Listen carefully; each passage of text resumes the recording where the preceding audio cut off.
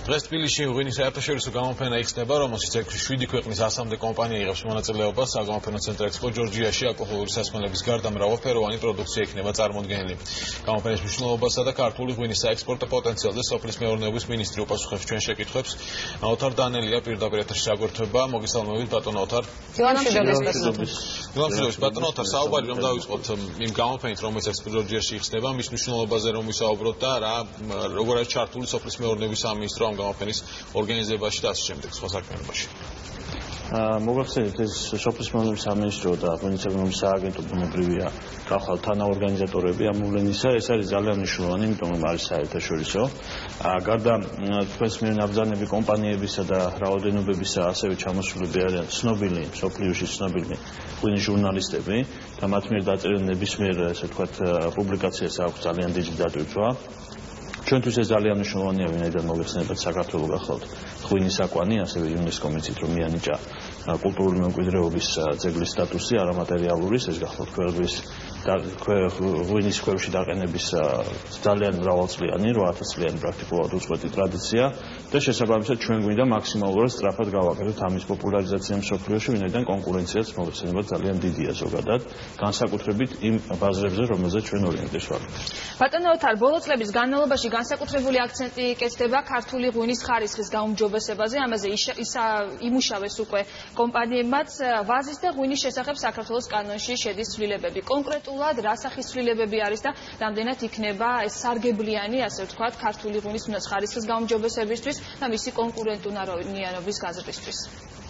სწორად ზანით კონკურენტუნარიანობა და ხარისხი ეს გახლავთ ძირითადი ფაქტორები, რომლის პრერეკვიზიტიც არის მყარი, კარგი და თანამედროვე კანონი, სწორედ ამიტომ გავაკეთეთ ჩვენ ინიციატივა. საკმაოდ ბევრია ცვლილება, მე მინდა ვთქვა. ძირითად ცვლილებებზე გავამახვილებ ყურადღებას, რა თქმა უნდა, ეს გახლავთ ეტიკეტირების წესი, ეს გახლავთ სერტიფიცირება, ეს გახლავთ ექსპორტის შესაბამისი ევროპული სტანდარტები, ასევე ქართული ტერმინოლოგია, რომელსაც ჩვენ ნამდვილად ვამაყობთ, ინერგება ქვევრის ღვინო, ასეთი გაგება, რომელიც ქართულადვე იქნება აპრობირებული, ქვევრი ვაინ, ინგლისურად ამ შემთხვევაში და ასევე ქვევრის შეფერილობის ღვინო, რომელიც არის განსაკუთრებული შეფერილობის, გახლავთ ქარვისფერი, იმიტომ რომ ამას ჭირდებოდა შესაბამისი, ესე ვთქვათ, ტერმინი და რა თქმა უნდა ინგლისურადაც იქნება amber wine. ანუ ეს არის ორი ახალი ტერმინი, რომელიც ღვინის სამყაროში ინერგება, ორივე ქართული და საქართველოს ამის სრული უფლება აქვს, რა თქმა უნდა, იმიტომ რომ ჩვენ ვართ რეალურად პირველი ქვეყანა, დიახ. ბატონო ოთარ, როგორ ფიქრობთ, რამდენად მზად არიან ქართული ბიზნესმენები ამ ცვლილებების გასატარებლად? ყველა ეს ცვლილება პრაქტიკულად შეიძლება ითქვას, რომ გაკეთდა დიდი ხნის მანძილზე მზადდებოდა ეს ყველაფერი.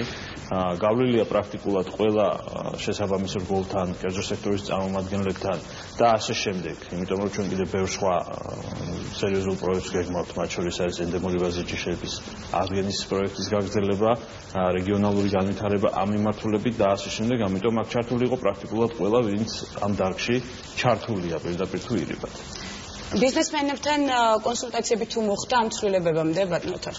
რა თქმა უნდა მოხდა კონსულტაციები და ზოგადად ღვინის მეღვინეების, ესე ვთქვათ, ბიზნეს წარმომადგენლებთან ძალიან მჭიდრო ურთიერთობა აქვს ჩემს მოადგილეს ლევან დავითაშვილს, ასევე ღვინის ეროვნული სააგენტოს ახალ უფროს, ამიტომ სხვანაირად რა თქმა უნდა ურთიერთობა არ გამოვა. შესაბამისად, ისინი არიან მზად, უფრო მეტიც მე ვფიქრობ, ძალიან ბევრი ამას ძალიან ელოდება, იმიტომ რომ მათაც გარკვეული გეგმები აქვს დაკავშირებული. ბატონო ოთარ, როდესაც ქართულ ღვინოზე საუბრობთ, უნდა ვახსენოთ ჩინეთის ბაზარი და აზიური ბაზრები ზოგადად პრიორიტეტულია და საექსპორტო მაჩვენებლად იზრდება ამ ბაზრებთან მიმართებაში. ჩინეთის ბაზარზე საიმპორტო გადასახადისგან გათავისუფლებაზე მიდის მოლაპარაკებები ქართულ ღვინოსთან დაკავშირებით. ამ კუთხით რა ვითარება დღეს არის თუ არა რაიმე წინსვლა?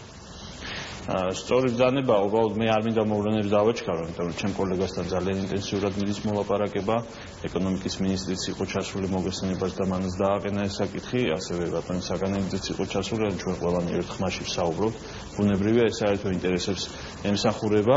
ამ ეტაპზე საპასუხო ვიზიტი გეგმავთ ივლისის თვეში და შესაბამისად იქ უკვე ძალიან კონკრეტულად დადგება ეს საკითხი და ჩვენ ვფიქრობთ, რომ გარკვეული შეღავათების მოლოდინი გულწრფელად რო გითხრათ, ნამდვილად გვაქვს გამომდინარე ჩვენი ბოლო დროს განვითარებული ძალიან ახლო ურთიერთთანამშრომლობიდან. შესაბამისად მე ვფიქრობ, რომ ქართულ ღვინოს განსაკუთრებული სტატუსი მიენიჭება ამ შემთხვევაში, ასევე ჩვენ ჩინეთთან სხვათა შორის დავიწყეთ ქართული ვაზის პოპულარიზაციის პროექტი სამეცნიერო კვლევითი ცენტრებს შორის. ანუ საქართველოს სოფლის მეურნეობის სამინისტროს სამეცნიერო კვლევისა და ჩინეთის სოფლის მეურნეობის სამეცნიერო კვლევის ცენტრებს შორის ეს პროექტი უკვე დაწყებულია და შესაბამისად ეს არის ერთ-ერთი ნაბიჯი გადადგმული წინ იმისთვის, რომ კიდევ უფრო გავაღრმავოთ ურთიერთობა, ვინაიდან ბაზარი დიდია, 1.700-1.800 ბოთლამდე მოხმარება აქვს წელიწადში.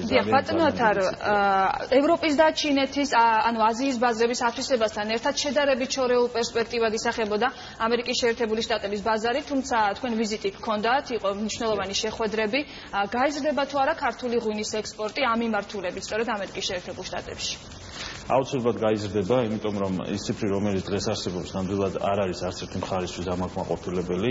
ეს გახლავთ 200,000 ბოთლი, რაც ძალიან ცოტაა, პრაქტიკულად მე-12 ადგილზე ექსპორტის თვალსაზრისით ამერიკის შეერთებული შტატები. ეს რა თქმა უნდა არ არის მისაღები, ამიტომ ჩვენ ორივე მხარე შევთანხმდით იმაზე, რომ ჭირდება ხელშეწყობა, ჩვენ გვექნება უკვე კონსულტაციები რესტორნების, ესე ვთქვათ, ასოციაციასთან, ამერიკის შეერთებული შტატების, ასევე იმპორტიორთა ასოციაციასთან, ვინაიდან იქ სხვადასხვა ტიპის კონფიგურაციაა ამ იმპორტის თვალსაზრისით და შესაბამისად ვფიქრობთ, რომ მინიმუმ მე ვფიქრობ უახლოეს ალბათ ერთ წელიწადში შესაძლებელია ეს ავიდეს დაახლოებით 5-დან 7 მილიონი. ბატონო თარ, მე მინდა კითხოთ ბოლო დროს საექსპორტო მაჩვენებლების შემცირებასთან დაკავშირებით მე ზოგად მდგომარეობას გულისხმობ ბაზრების დივერსიფიცირება ერთ-ერთი მთავარი პრიორიტეტი უნდა იყოს ალბათ სოფლის მეურნეობის სამინისტროსთვის ასევე ღვინის ეროვნული სააგენტოსთვის რამ განაპირობა შემცირება ძირითადი მიზეზი არის რუსეთის ბაზარი ამ კუთხით დივერსიფიცირების კუთხით კიდევ რა სამუშაოებს ატარებდა საკმარისია თუ არა ის სამუშაოები რომელიც დღეს ტარდება თუ მეტი გააქტიურებაა საჭირო რა თქმა უნდა გააქტიურება ყოველთვის კარგია თუმცა ჩვენ მნიშვნელოვნად გავაქტიურდით ამ მიმართულებით და ალბათ ეს შესამჩნევიც არის, იმიტომ რომ ჩათვალეთ, რომ ეს გახდა სამინისტროს ერთ-ერთი პირველი პრიორიტეტი, ვინაიდან რომ არა ჩვენს მიერ გატარებული დივერსიფიკაციის ღონისძიებები, მერწმუნეთ, რომ ძალიან ცუდი მდგომარეობა გვექნებოდა ექსპორტის თვალსაზრისით. ალტერნატიული ბაზრების ძიება ხომ არ არის საჭირო ბატონო თარ? ალტერნატიული ბაზრები მოძიებულია პრაქტიკულად. მეტად უფრო აქტიურად. მოდით ალტერნატიული მაინც და მაინც არ დავარქვათ დივერსიფიკაციისთვის ასე ვთქვათ სასურველი ბაზრები, იმიტომ რომ ჩვენ არ ვაპირებთ რომელიმე ბაზართან ურთიერთობის გაწყვეტას, არა ჩვენ ვაპირებთ რომ არ ვიყოთ დამოკიდებული ერთთან კონკრეტულ ბაზარზე ეს არის, ვინაიდან უკრაინა პრაქტიკულად პირველი სავაჭრო პარტნიორი იყო და მესამე ადგილზე გადავიდა ცნობილი მოვლენების გამო, მხოლოდ რუსეთზე არ აქვს რა თქმა უნდა საუბარი.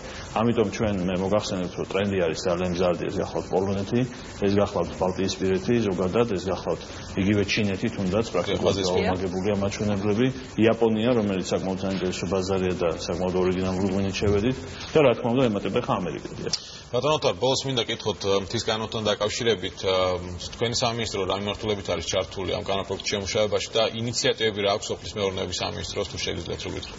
ჩვენ გვაქვს ინიციატივები, ბოლოს მიმდინარეობს კონსულტაციები, მათ შორის არის იგივე დაფინანსების პროექტების ფარგლებში, ასევე არის სოფლის განვითარების, ანუ ჩვენ გვაქვს ორი გაგება, ეს გახლავთ პირველი გახლავთ სოფლის მეურნეობის განვითარება და მეორე გახლავთ სოფლად განვითარება. ამ მიმართულებით გვაქვს ძალიან კონკრეტული ხედვები და გეგმები, რომელიც ჩვენ ასევე სტრატეგიაში გავწერეთ 2015-20 და შესაბამისად უკვე გავასაჯაროებთ, როდესაც კონსულტაციები დასრულდება, იმიტომ რომ ჩვენ გვინდა ვიყოთ აბსოლუტურ თანხმედრაში, ვინაიდან ვიღებთ ძალიან საინტერესო მაგალითებს სხვადასხვა ქვეყნებიდან, სადაც ეს კარგად არის განვითარებული, მათ შორის ევროპაში და მე ვფიქრობ, რომ საქართველოში იქნება ალბათ ერთ-ერთი ყველაზე სწრაფი პროცესი სოფლად განვითარებისა და ჩვენ ბუნებრივი ამაში სრულფასოვან მონაწილეობას მივიღებთ. ძალიან დიდი მადლობა ბატონო თარ, სოფლის მეურნეობის მინისტრი ოთარ დანელია პასუხობდა ჩვენ შეკითხვებს, წარმატებებს გისურვებთ, ნახვამდის.